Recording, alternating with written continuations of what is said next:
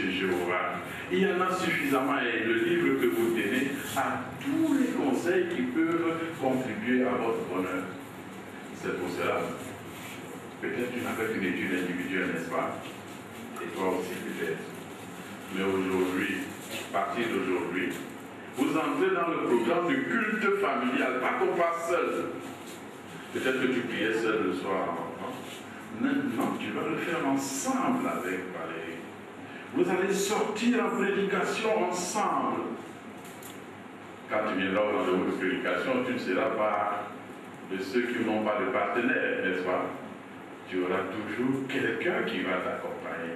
Tu vois donc que c'est très important que vous soyez ensemble. Et le fait d'être unis, de vous rapprocher de Jéhovah, fera en sorte que votre mariage devienne heureux. Mais il y a aussi la possibilité, il est même très intéressant, qu'on rappelle à chacun de nous ici, il y a d'autres qui sont chefs de famille, peut-être comme moi, et comme chef de famille que tu deviens, n'est-ce pas? Il est bien qu'on te donne, que te rappelle un peu ce que la Bible enseigne pour ce qui est des principes et des responsabilités que tu as en tant que chef de famille, et aussi en tant qu'une épouse tendrement aimée.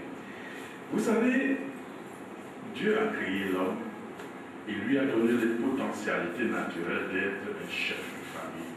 C'est d'ailleurs pour cela que la Bible en 1 Corinthiens, on va faire le rappel, n'est-ce pas? En lisant 1 Corinthiens, le chapitre 11, le verset 3. Voilà le principe chrétien de l'autorité. Je dis bien, 1 Corinthiens, chapitre 11, le verset 3. On l'appelle ici le principe chrétien de l'autorité. Il est celui-ci, il dit, mais je veux que vous sachiez que le chef de tout homme, c'est le Christ. Et le chef de la femme, c'est l'homme. Et le chef du Christ, c'est Dieu. Ça veut dire que, sans toutefois que cela se discute, les Écritures t'établissent, frère Pédard, comme le chef. Et Jéhovah t'a donné les potentialités pour que tu puisses diriger ta famille. Alors, qu'est-ce que cela exige de toi? Le fait que tu sois chef ne veut pas dire que tu n'as besoin d'aucun conseil, tu n'as pas besoin de donner l'avis de qui que ce soit. Le rôle de chef, pour que tu sois un bon chef de famille chrétien, il faut que tu aies un bon jugement basé sur la Bible et que tu exerces ton autorité avec amour et bonté. Qu'est-ce que cela implique? Frère, cela implique pourvoir aux besoins matériels, aux besoins spirituels et aux besoins affectifs de ta famille, y compris la détente. Ça veut dire que Valérie devait manger. Il faut le faire dans la mesure des possibilités, pour pas qu'elle soit famille. Tu vois comme tu l'as raconté aujourd'hui, n'est-ce pas? Il faut qu'elle soit toujours belle. Hein? Tu sais que nous on appelle la femme beau du salon, n'est-ce pas? Voilà, il faut qu'elle soit cette fleur-là qu'on place au milieu du salon. Et ça, c'est ta responsabilité. Il ne faudra pas que quand on vient à la réunion, toi tu sois flingué, tiré la carte de peigne, alors que ta femme, la tenue laisse à désirer, n'est-ce pas?